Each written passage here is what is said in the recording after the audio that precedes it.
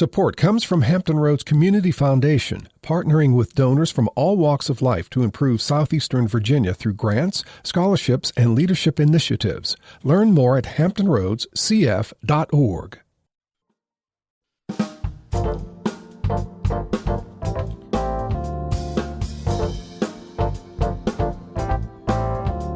Hello, everyone. I'm Barbara Hamley. Up next on Another View, up close and personal with Norfolk's newest power couple. Yep, I said it. Meet Jessica Larche and Sean Washington. This dynamic duo is making a difference, not only because of the high-power careers that they occupy, but because they give back and are doing all they can to make Hampton Roads an even better place than it already is. How do they manage life, love, and career? And what role does faith play in their journey? Black History in the Making. It's up next on Another View, right after this national, regional, and local news from NPR and WHRO News.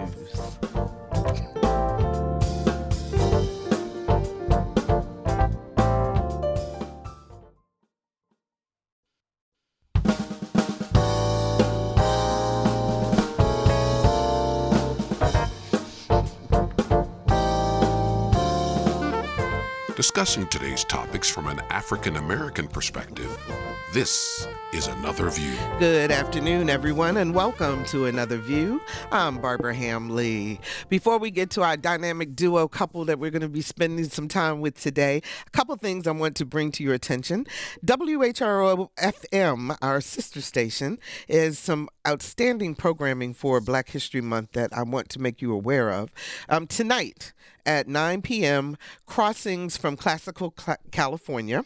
Pianist Laura Downs, Classical California host, say that 3 times, and resident artist, hosts an hour of music by innovative Black composers in honor of Black History Month. Hear how Duke Ellington, William Grant Still, Scott Joplin, Chris Bowers, Florence Price, Adolphus Hailstork, Wynton Marsalis, and John Batiste have helped define American classical music. So that's tonight on WHRO FM radio. And also on Saturday at noon, From the Top, Black History Month special.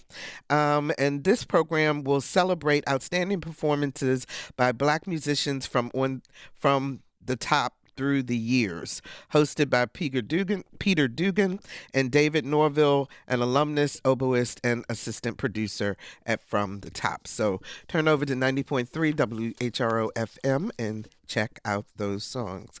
And we also want to pay tribute to another local African-American trailblazer. He was the first Black Commonwealth's attorney in Norfolk, and his name is Greg Underwood. Over the weekend, Norfolk lost a towering presence in its legal community when former Norfolk Commonwealth's attorney Greg Underwood passed away. He was the first Black man to ever serve in that role. After graduating high school, Underwood served as an aircraft electrician. He went on to earn his bachelor's degree at Fayetteville State University and returned to the Air Force as an officer and Deputy Missile Combat Crew Commander.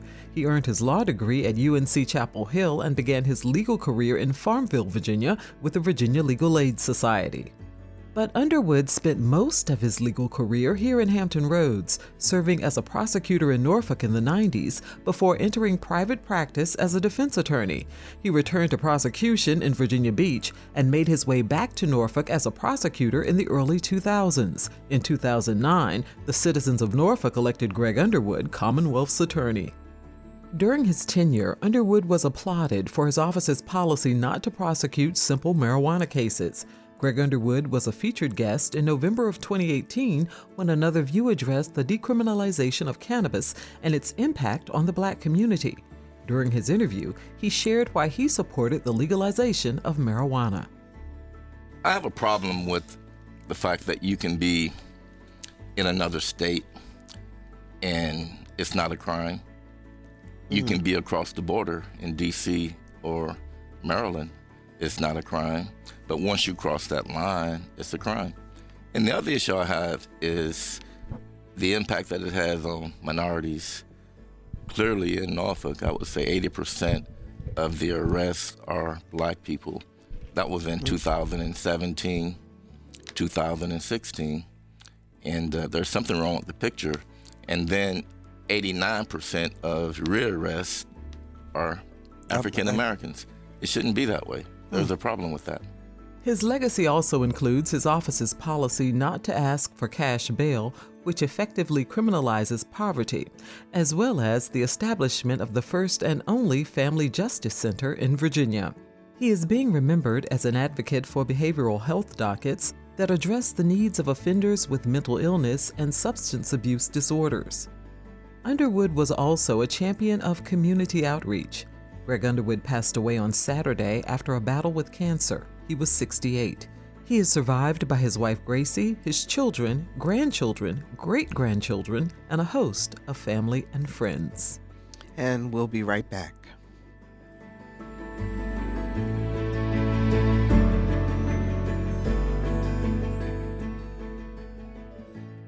And welcome back. 2023 was a stellar year for our guest today. In October, Shawn Washington was named Director of Economic Development for the City of Norfolk. 2 months later, Jessica Larche joined the evening anchor desk at News 3 when Barbara Sierra retired and passed the baton to her. So who are the Washingtons, and how did this son from the north and daughter from the south come together to share love and life? Welcome to another view, Jessica and Shawn. Thank you so much for having me. I can tell you how much of a power couple, because it took me 3 months to get you guys booked on this show. Well, Jesus, we made it. Here we go.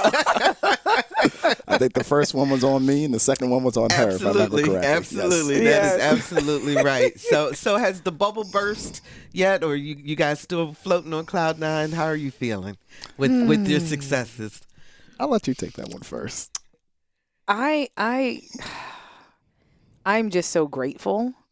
Both of us serve this community in different ways. And so, and we have done so at the cost of being able to see each other during the week. I've been at Channel 3 14 years. I spent a decade of that on the morning show. And so that meant I went to bed at 6:37 and really didn't get to see my husband until Friday night. But now I get to see my boo on like a random Wednesday or Thursday. We can have dinner. And so the bubble has not burst at all. What about for you, Shawn? No, definitely not. I think she hit the nail on the head. And what I love is that there are so many things I'm accustomed to doing by myself during the week. If I have to go to an after work event or a reception, you call it, and then I'm like, wait a minute. I can actually send a text and say, hey, are you able to go? Yes. And 9 times out of 10 it is. I think even that first particular week, I think I dragged her out to like 2 events just in that week around the holiday. Yes. And I said, well, get used to it. This is the way it's going to be. Yeah. So, because Jessica is so in the public eye, you're in the public eye somewhat, but in a different arena. She's everywhere. Oh, yeah. Was it ever intimidating for you in terms of, being out together? We were talking about before we came on air, my husband and I would go out, and one night someone mistakenly called him Mr. Ham. And his response was, I'm Maxie Lee. However, I'm happy to tell my father-in-law you said hello. So does that happen to you? It happens, and it has happened. I'll let you share that one, but never intimidated. I think it's important to know who you are in the roles, in the relationships, and those roles change even during the midst of various seasons there. But for me, I always kind of saw myself as a behind-the-scenes type of guy with various walks of life and then serving in the community and ministry and things of that nature. And so to me, it was just, what do I need to do to prop up my wife, in this time, in this season here? And so it never was a threat in any way, shape, or form. Oh, that is so wonderful, Jessica. He's so fine. Well, Barbara, you mentioned that, and I had been in other relationships or situationships, as sometimes they're called, but that someone would lead with what I did instead of who I was. And Shawn was always about who am I as a person. And that was a huge signal to me that this was something God was putting together. Of course, always proud, right? Celebrating that. But to know that someone, I don't know what my journey holds.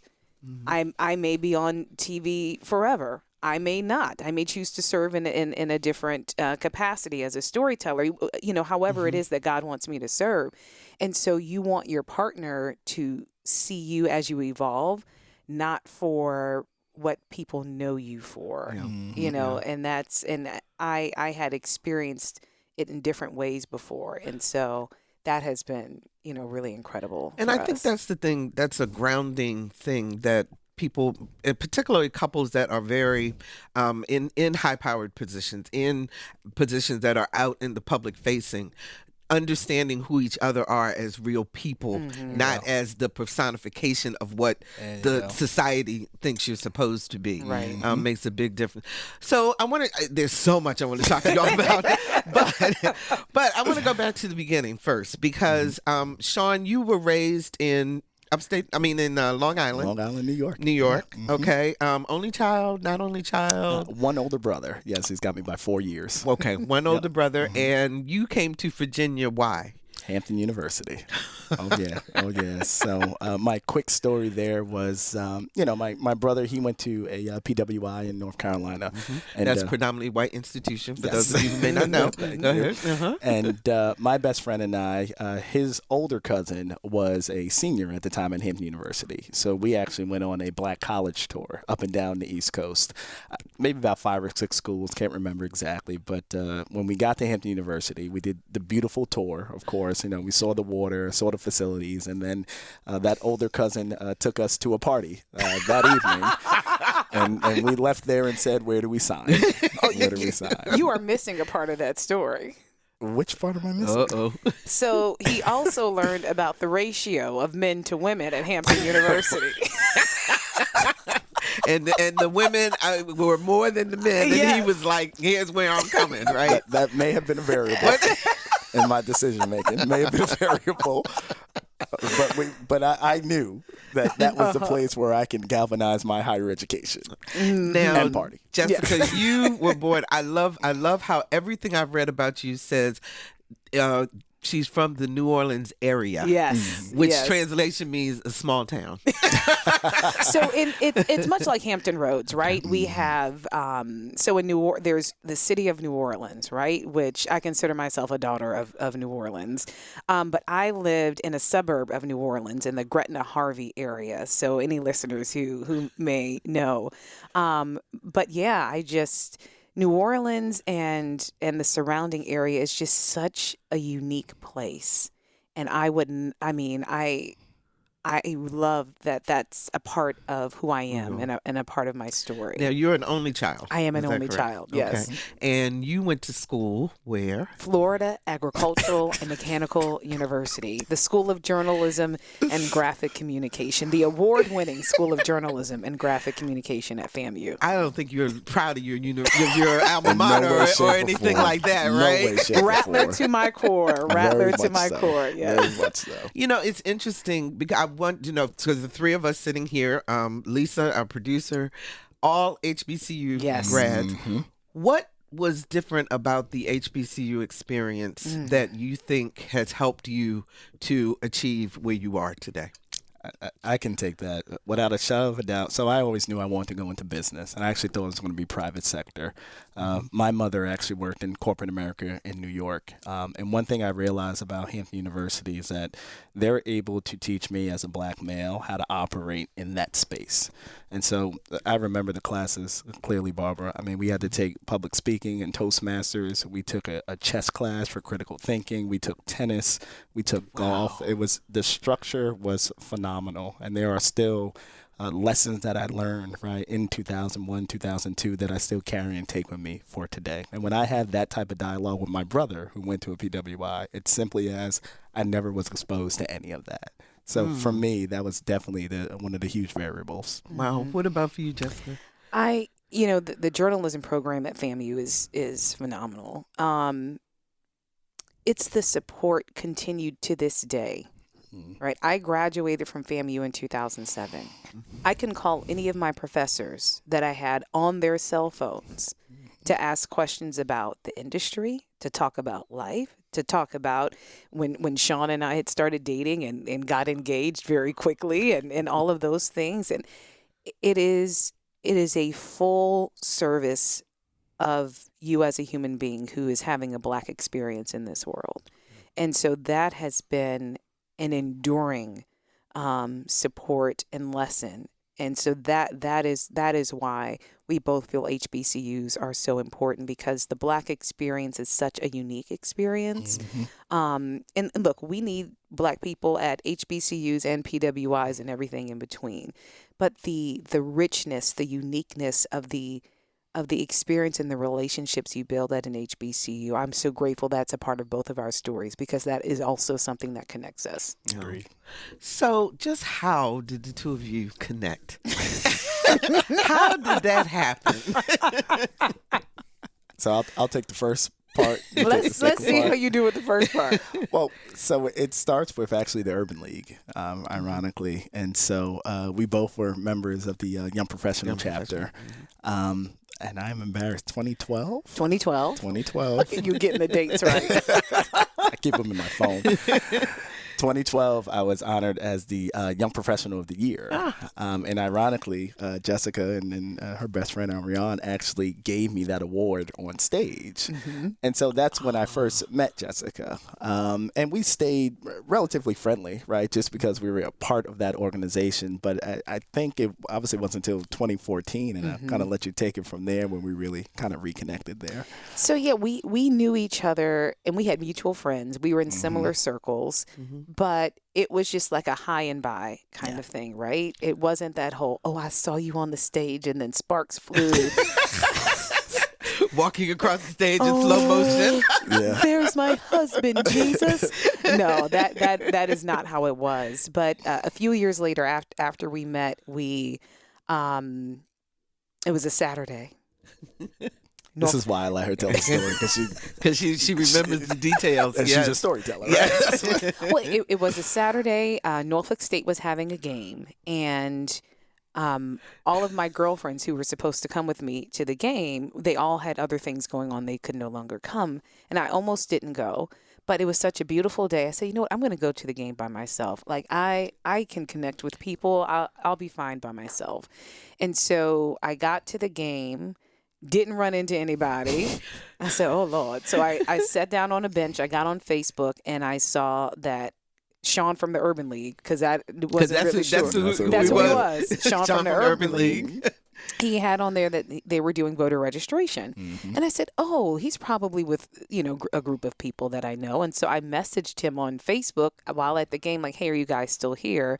What 10 are you guys at? I'd love to come to join you.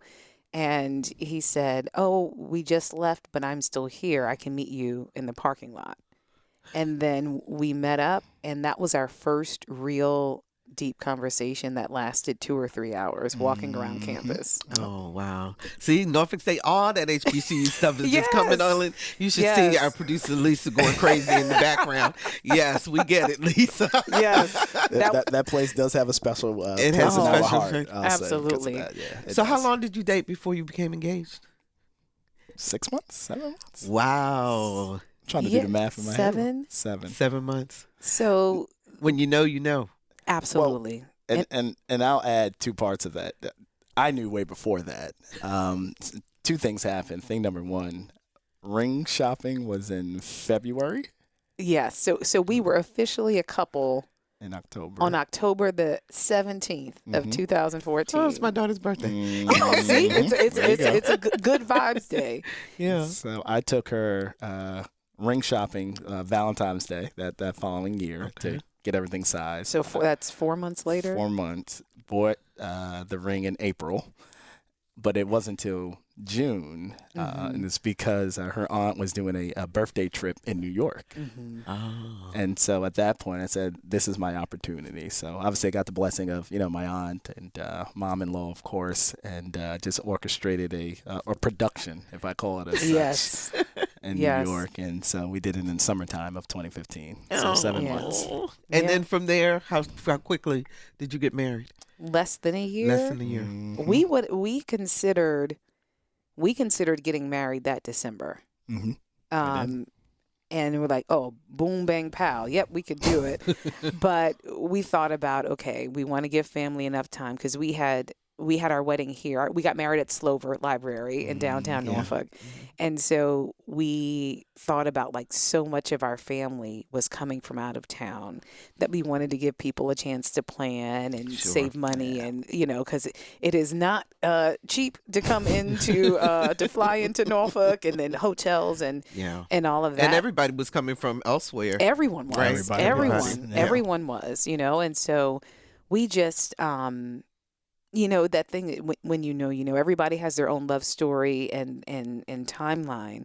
But for us, I was 29, Sean was 31 when we started dating. And so we had so many other life experiences to that point that when God aligned us, it was just like, oh, I knew when I saw walking on campus and we were laughing and talking, and it felt like, wow, this feels like an old friend that I didn't know I had. And then I joke about this part too. There was one part we were walking and I got a little bit behind Sean, and he turned around to, you know, to look for me. And I saw his shoulder, you know, his shoulder muscle pop a little bit. And I said to him, is Sean from the Urban League fine? Because I'd always seen him suited and booted.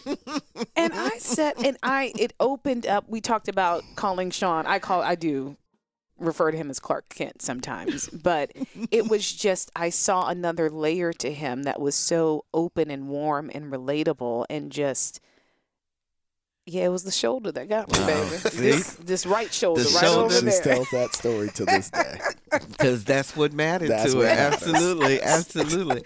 So, Sean, you have always been in the finance, banking, business industry the whole time. And I saw something about you training people at Cheesecake Factory. You're like, where in the world did that company do? Yeah, it's like, so that was just part of your growth pattern. It was. So back when I was in college, I actually served and bartended at Red Lobster in Hampton. I did that for about 3 or 4 years, if I remember correctly.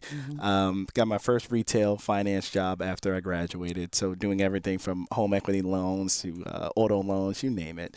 And when 2008 hit, and obviously the financial crisis there, the company dissolved and we were all out of jobs. And so I went back to what I knew, which was the restaurant industry, trying to figure out in between what was my next steps. But I tell people, for me, as it relates to customer service and why I have this servant leadership mindset now, I mean, some of my best training, favorite managers and leaders to this day was from that Cheesecake Factory. So I really do value that experience. So now you're the economic director of economic development for the city.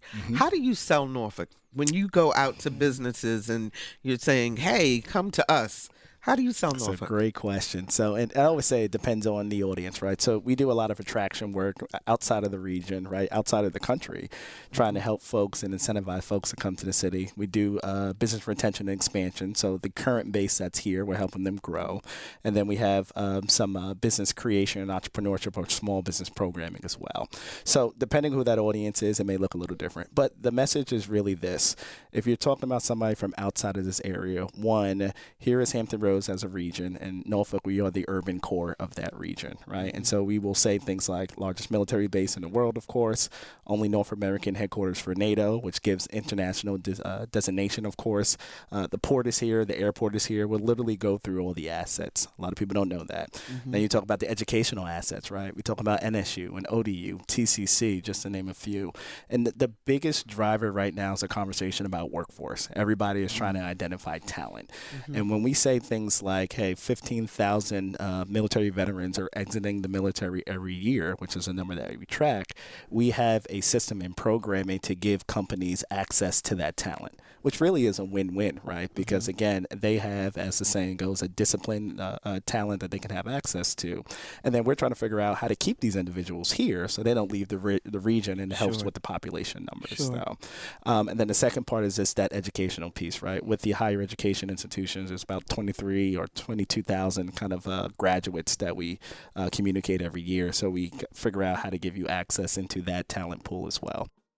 And then, of course, there's incentives, right? We talked about the cultural assets that are here, everything from the arts, the medical hub, the job hub. It's just so many great talking points about this city and this region. I love it. It's funny because when you live here, you can forget about when you don't look at it in that totality. Very well said. That's pretty exciting. Yeah. If you're just joining us, we're having an intimate conversation about life, love, and career with Sean Washington, Director of Economic Development for the City of Norfolk, and Jessica Larche, news anchor at WTKR News 3. So, Jessica, when you left the anchor desk and you came to the evenings, something very special happened. Somebody passed the baton. But wait, hang on a second. Let's see if we can let her tell the story. Barbara, are you with us? Oh, no. I'm here. I am so enjoying hearing the story of Sean and Jessica. And as a listener, I am just sitting here going, oh my gosh, it's so romantic. I'm so happy I was there to witness that incredible wedding at the Slover that you just mentioned. Jessica and her mother were gorgeous. And Sean, I didn't see the pop of the arm, but yeah, you look good too.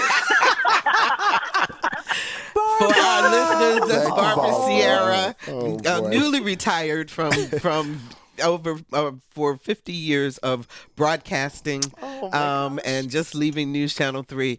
Barbara, tell us the story about how you decided to help Jessica take that next step in her career. That's beautiful. Well, I always think of it as Jessica's destiny. I think that I played a small role in something that I think was just destined to happen. First of all, she's a dynamic, intelligent, intuitive journalist, and she has been that for so very long. This community is so blessed to have her insight and caring. And she goes about that with everything that she does. So for me, it was watching her growth process. And I mean, she evolved like a flower. And then she's tough as nails in terms of her investigative skills. It was, to me, very important that someone of her gravitas be the next person in line to take the seat. Oh, Jessica, can you talk? Look, we've been crying for months now. I mean, happy tears. You know, Barbara is. It's a blessing to say that I'm one of the many who Barbara is a part of their story. Barbara is a huge reason why I even came to Hampton Roads in the first place. I shared this story recently when our sorority, Alpha Kappa Alpha Sorority Incorporated, celebrated us. Yes, y'all get that in. Had to slide it on in there. But, you know, Barbara received a link of my reel from Kathy Times, who was the main anchor and investigative reporter when I worked in Jackson, Mississippi many years ago. And Kathy, who's also an AKA, I'm going to just say that, but Kathy gave a link to my reel to Barbara because Kathy saw the potential in my growth as an investigative reporter. Barbara sees the reel and gives it to our former news director. And then I get a call without knowing any of this has happened. And so Barbara has been advocating for me since in ways that I didn't even know. And so there's a photo of the day I met Barbara in 2007 when she was running for NABJ president, the National Association of Black Journalists. And we met in Vegas, and I still have that photo. And to see the full circle moment that has happened from that meeting into stepping into this role now, in which Barbara has charted such an incredible path, you see God in it everywhere. And that makes it happy that this was such a happy transition for both of us at the same time. That meant a lot for that joy to be on both sides of this, and that's what it's been. Barbara, I love you. Oh, you know I love you back. I love both of you. And you know what? I have to tell a nice story about their romance because, you know, some of us who were watching them and their romance evolve, we were kikiing in the audience every time we saw them. And I knew, I didn't know Sean very well, but the moment that she had to go on stage for something and I was in the audience and he lovingly took her purse and held it, I said, That is a man who knows himself as a man. And without embarrassment, yes, I will hold your purse, dear, while you ascend to the stage. I said, this is destiny right here. Yeah, yeah. This is a good thing. This is a good thing. Man enough to hold a purse. There you go. I think it matched my color that day, too. Oh, wow. Oh, gosh. Well, Barbara, we really appreciate you coming on and surprising Jessica, because I wanted to do that because I know it was just so sweet. And at your retirement party, I said to Jessica, I said, what's one of the first things you're going to do now that you're going to be working evenings? And you know what she said? She said, I'm going to go see my husband. Yes. That's right. 100%. And it has been glorious. Well, listen, I am happy to go back to listening this wonderful show with the power couple of Hampton Road. So, so good to hear both of you over the airwaves today. Oh, Thank you, for the Barbara. opportunity, Thanks so much, Barbara. Thank you, Barbara. No Love problem. you. Thanks so much. So, Y'all got me. That was good. You got me. That was good. So, Jessica, you're in news. Sean, you run the economic engine of the city. Mm-hmm. Do you guys talk about stuff that, when you're in at home, how do you keep news stories from Jessica and vice versa? I mean, what's the line? How do you manage that? We call it the separation of church and state. That's what we call it. We've there's just so much respect for what she does as a journalist. She has so much respect for what I do, and it's the integrity of who we are as professionals that really takes precedent as it relates to day to day, right? Mm-hmm. Because we understand that this is our individual callings right now, right? This is what we are called to do, and so we have to preserve that by any way that we can. Mm-hmm. But we joke around a lot, and I say, "Hey, babe, I had one of those days. Do you mind if I talk to my wife?" Yeah. Right? And literally, when that happens, that really helps kind of set the stage, because again, we don't want to, I say, impede on that integrity aspect that I just communicated before. So was that an issue as you guys were dating and looking at things? Were there a lot of clashes in terms of your careers, or not really? So not at first, because Sean worked with BB&T, was working at BB&T as a branch manager when we started dating. And so we didn't really have to have the conversation about our two worlds colliding, because he was in private sector. Mm-hmm. It wasn't until Sean in his very special relationship with God was like, I think it's time for me to serve in a different way, for public service, to serve for the city. And so when Sean became a member of the economic development team in 2017, that's, for me, the alarm bell. I said, there are things we are going to be able to talk about and not talk about. And then as Sean has grown in leadership and is now the director, we did talk about very specific, because for us in our relationship, not just for our relationship, but just in life in general, you never want to put yourself in a position where you're lying. Yeah, absolutely. That's it. And so it is, if I say I don't know about that, it's because I don't know about it. And I don't want to, trying to preserve something my husband may have shared with me in a room with my colleagues and say, oh, well, if I say I don't know about it, I don't know. Now, there are projects that I know Sean is connected to, and which I've communicated with our team at News 3, like, hey, I should not present this story. I should not have anything to do with this story. So we make it very, very clear, because it's important. That's trust, the viewers trusting me and our community trusting Sean. Exactly. And so that part is important to us, not just for our own relationship, but to make sure we continue to earn and deserve that trust from the community that we serve in just two different ways. Well said. Well said. So you were interim director for a little over a year. Was that challenging, or were you like, would y'all hurry up and make a decision? I was. I don't mean to jump in, but anyone who has met Sean Washington for 2 seconds knows how hard he works. Yeah. Sean, from the moment he wakes up to the moment he puts his head on that pillow, is working for this community. And it didn't just start when he was interim. Sure. It didn't just start when he started working for the city, right?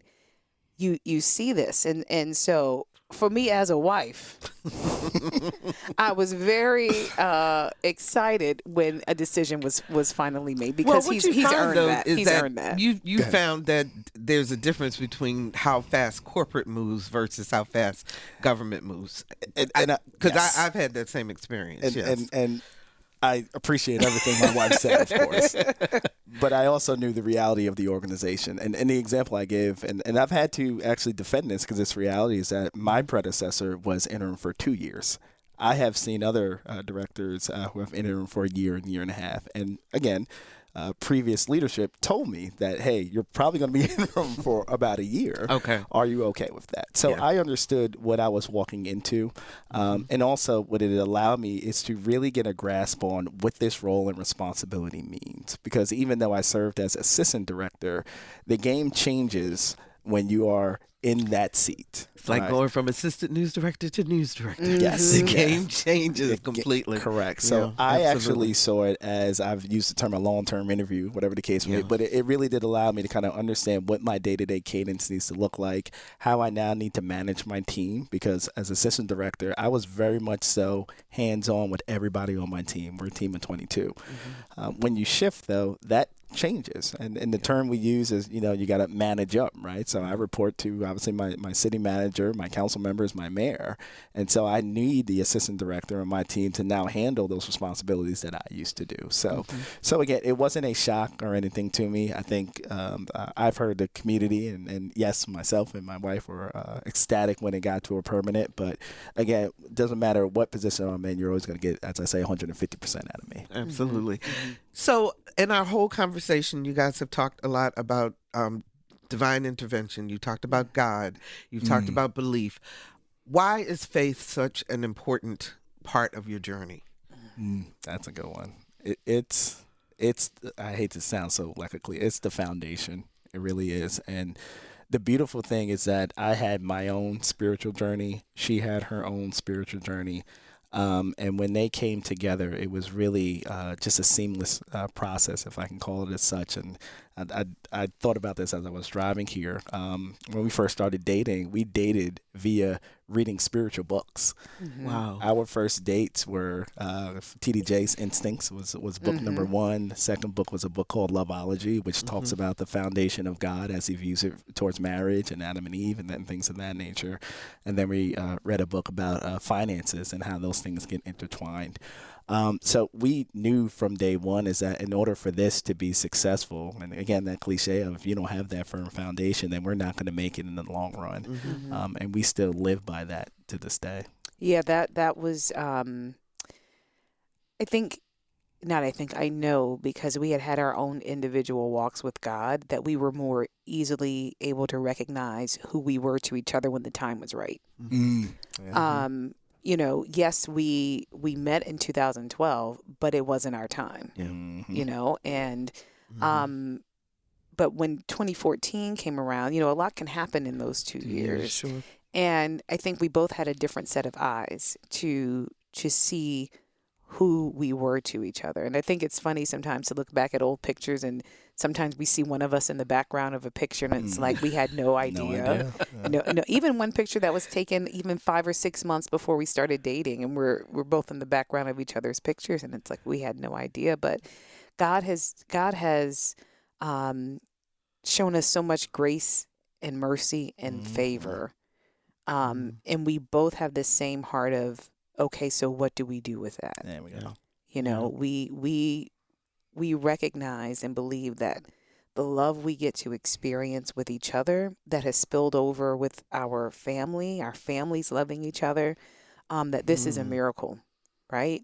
And the reality is everybody won't get to experience that. Yeah. It is my prayer that everyone gets to experience their own version of a miracle type of love, but it doesn't happen without God. And I've had friends ask, like, okay, so what did you do for this to happen? And I mean, the answer is it's just God, right? Like we in our own individual walks have done plenty of things that could have detoured us from coming together, right?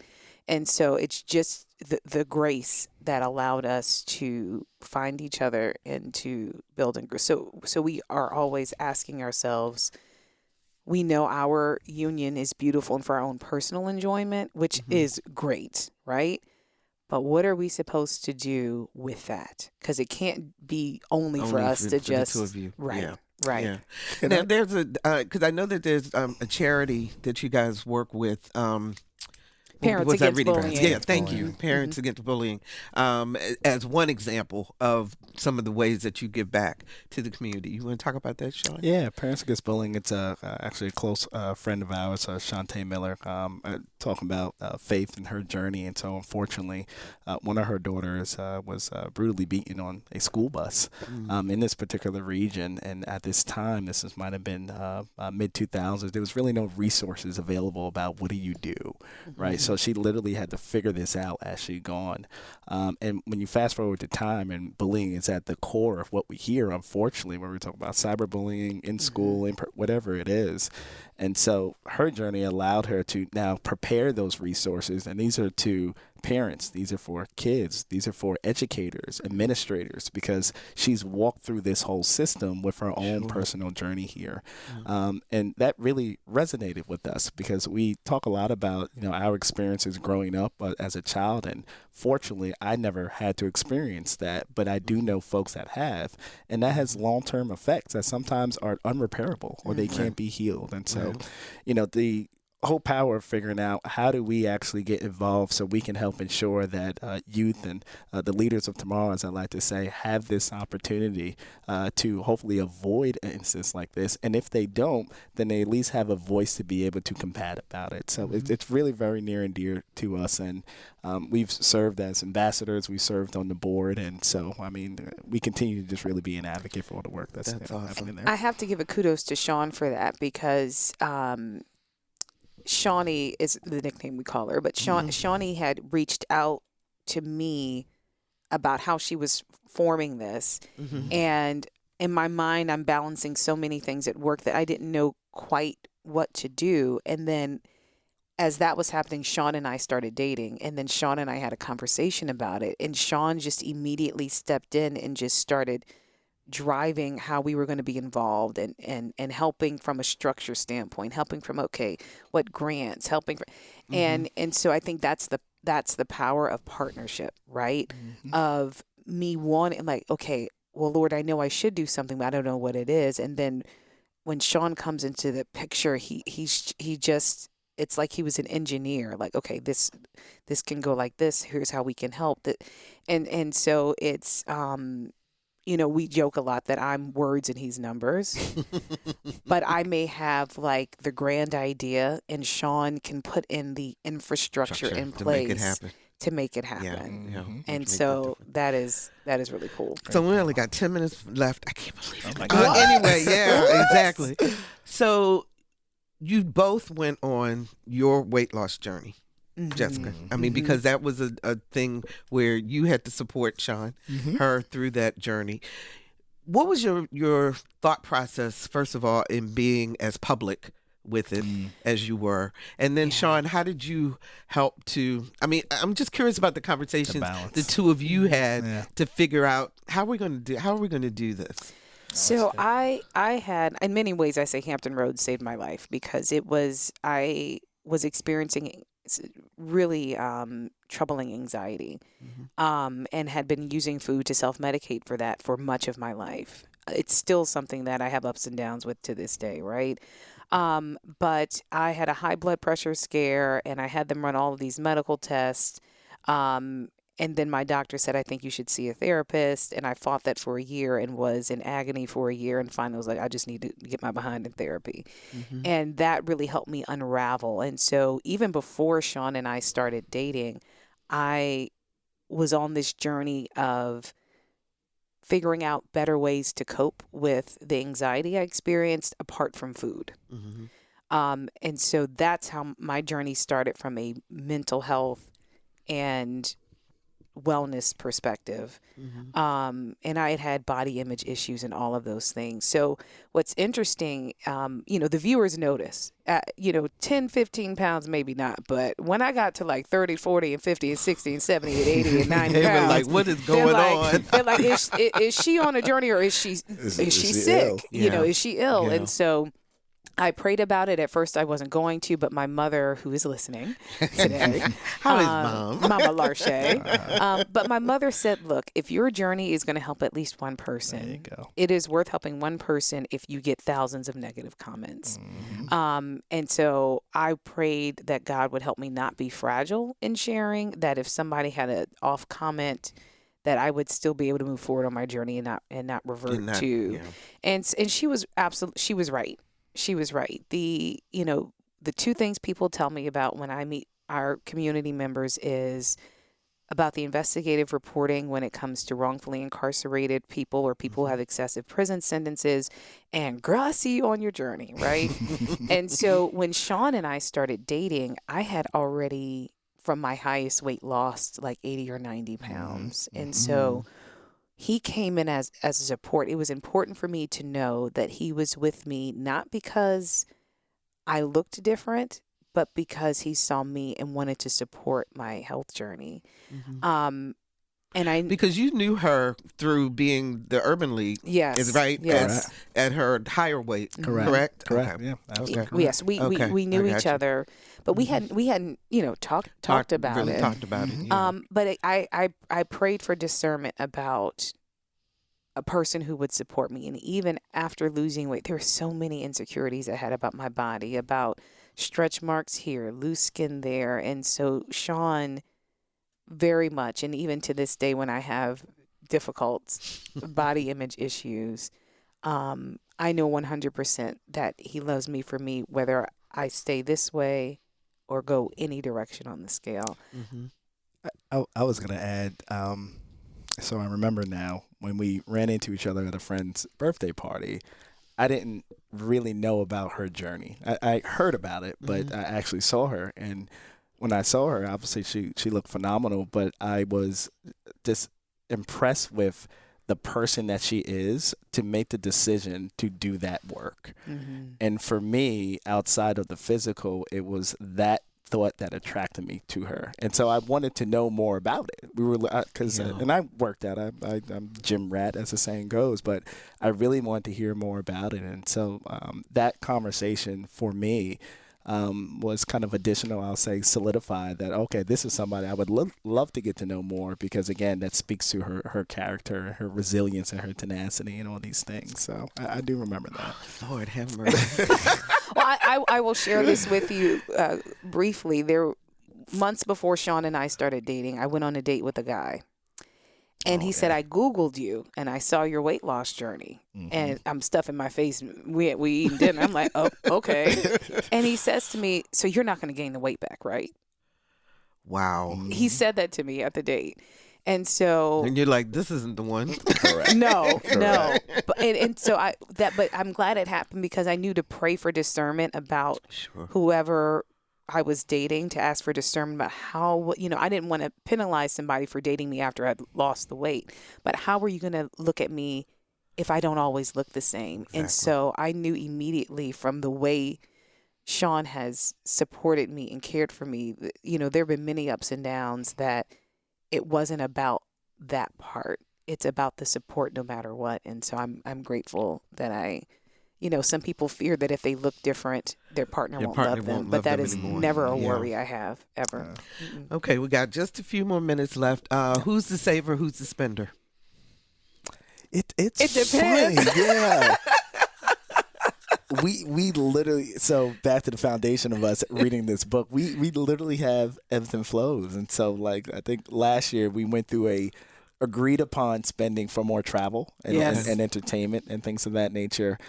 Sometimes, I don't know, I just say, we're locking down the house, we're not doing anything. And sometimes she'll do it. So to answer, I think the roles flip. Yes, they flip. We make sure retirement is taken care of. Yes. Okay. Yeah. And our tithes, Lord. Correct, yes. But then after that, sometimes we got to go to Usher to see to Vegas to see Usher. Yes. Okay, who's the cleaner? Who's the cook? I know why she's laughing. I am the cleaner. Uh-huh. Well, she absolutely cleans. Let me not say that. You're the day-to-day cleaner. There we I'm go. the show-ready cleaner. There we go. Got If you, we having got people you. come over, it's me. That's It's it. me. Day to day, I like the house to look a certain way, and again, when it's time for the company to come, I get out of her way because she wants Yes. it a specific way. I say, yes, ma'am. Go ahead and go for Who's it. the cook? Mama Larche. Yeah. That's why you moved her. She lives in our same building, and so just That's one funny. floor up. So every day we're calling like, did Mama cook tonight? Because we're going upstairs. Now, we both can cook, Yes. but We it's a don't. lot better when she does it. Yeah. It's a lot better when she does it. Who's the most romantic? Jessica. I may be the most romantic, but Sean is a show and prove. So romance from Sean looks like my mother had a doctor's appointment the other day, and so he took off the first part of his day to go with her. Yeah, that's You know what I mean? That's show and prove. That's show and prove. Absolutely. I will take that over a box of Absolutely. chocolates any day. Absolutely. So Absolutely. Absolutely. Wow. You guys, so what's next? I know That's you're a just settling great- into, where you are now, Yeah. but anything that you're thinking of that you are striving for that you can share? I mean, because you guys are the most private people online that I have ever come across. I just want you to know that. That's, I think, but that is partially intentional. I think it's important for us to.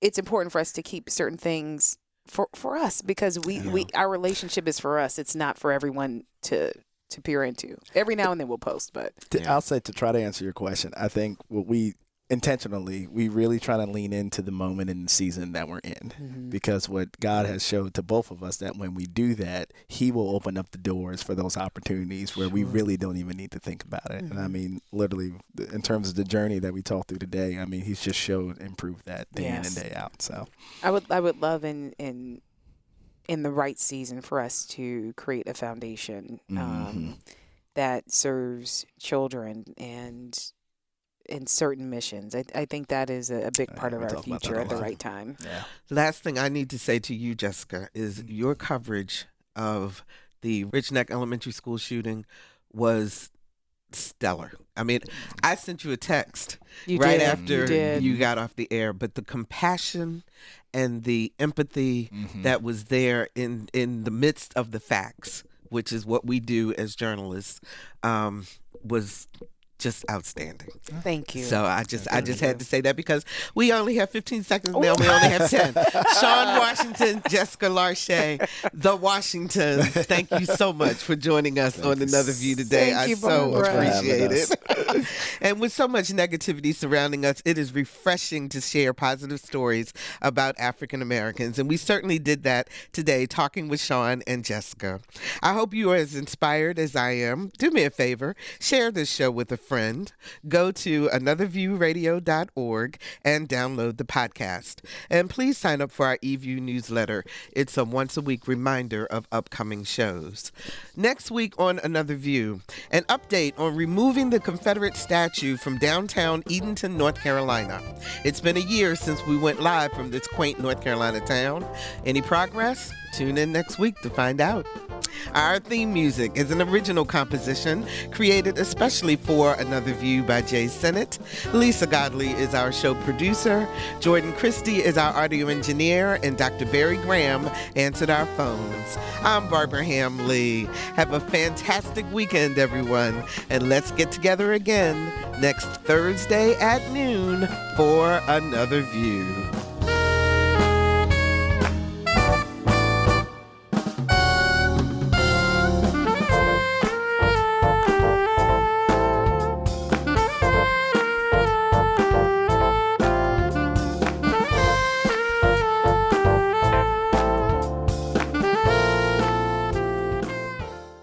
Support comes from Hampton Roads Community Foundation, carrying out your charitable wishes forever, whether it's helping shelter animals, feeding the homeless, enhancing the arts, or supporting students. Learn more at leaveabequest.org.